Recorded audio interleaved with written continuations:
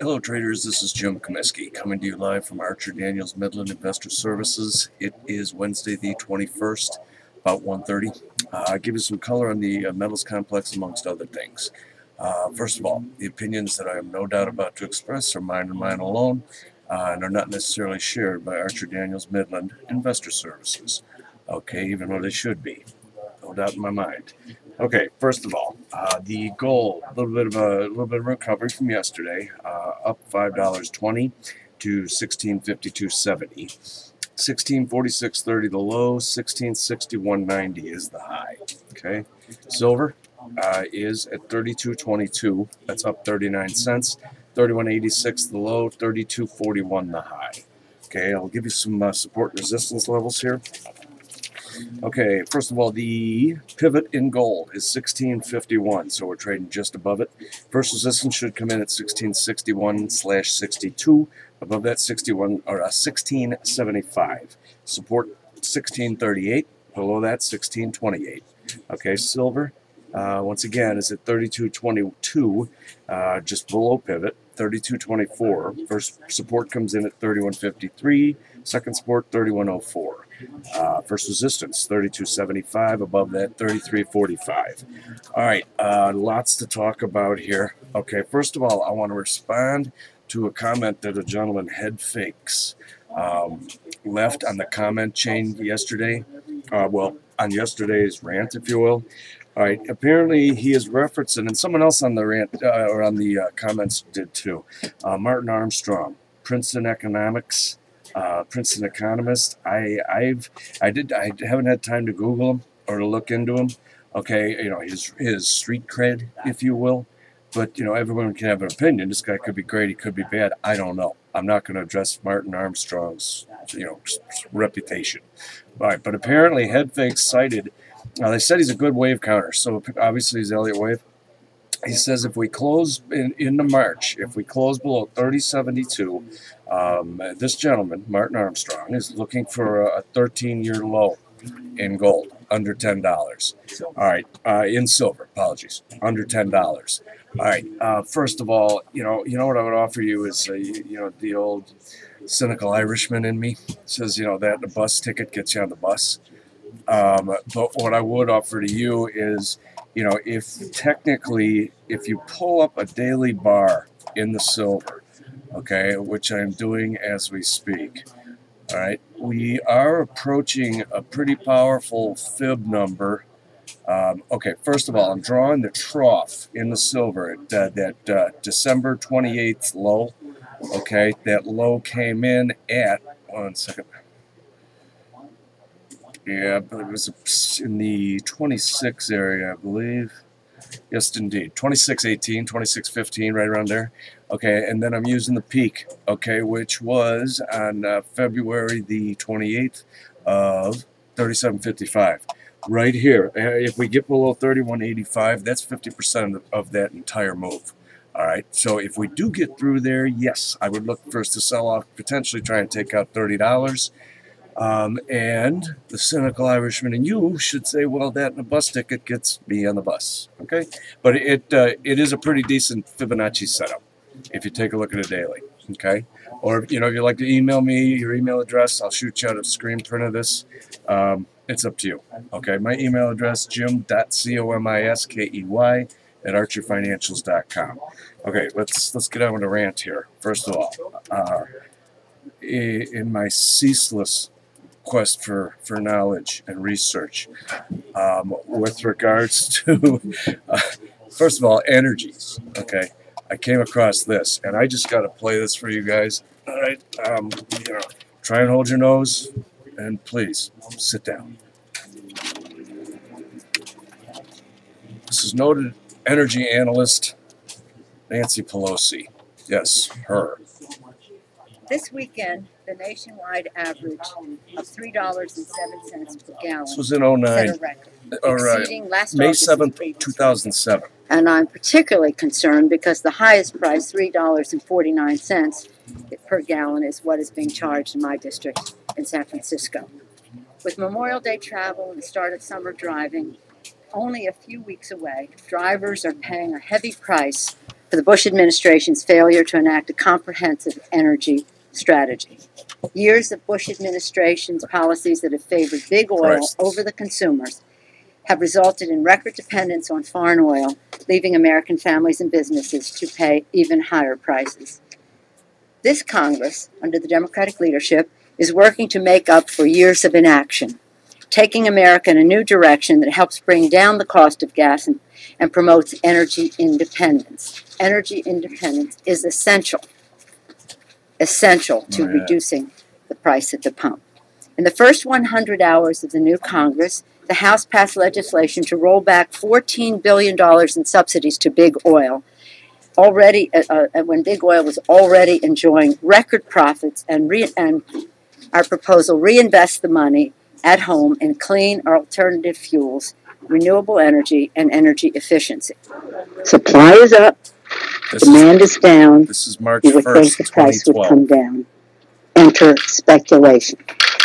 Not the healthy speculation that is normal to the marketplace, but a speculation that can add 20% to a barrel of oil. The American people have to know about this because this has happened before. Yeah, you know, that's pretty much all I can take, too. Okay, hold on 1 second, please. Okay, right. Nancy Pelosi, noted energy analyst, Nancy Pelosi. Okay, going back to 07, blaming Bush and his big oil cronies for $3, whatever, 28-cent gas, she said. What is it? Well, where I live, okay, suburb northwest of Chicago, it's $4.49 on March the 21st, okay? Well, what is it going to be in July? Okay, first of all, some kudos here for Paul Ryan and the Democrats in the House actually rolling out a budget that actually attempts, you know, finally there's an adult in the room is all I'm going to say.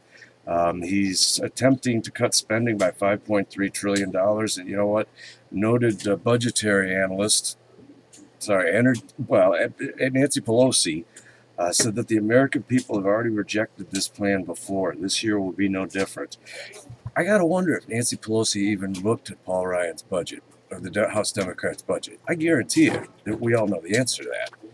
Okay, I'll go on here. The Republican proposal would end Medicare guarantee, shift costs to seniors, and let Medicare wither on the vine while providing billions in tax breaks for big oil and special interests, and destroying Americans' jobs, and spreading sexually transmitted diseases, whatever else she can think of. Okay? She didn't even look at it. And by the way, Brett, there was 1,040 days now since the Senate Democrats have even attempted to pass a budget. They don't bother. I mean, really, they got other things to do. Okay, Obama is not giving up on solar. Good for him. I like that.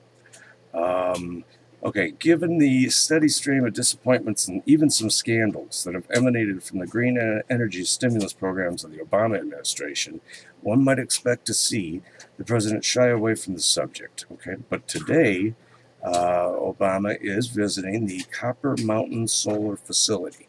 Okay, this is the nation's most productive solar array. You heard that right. The nation's most productive solar array. It's a massive, and I did in fact, I googled it.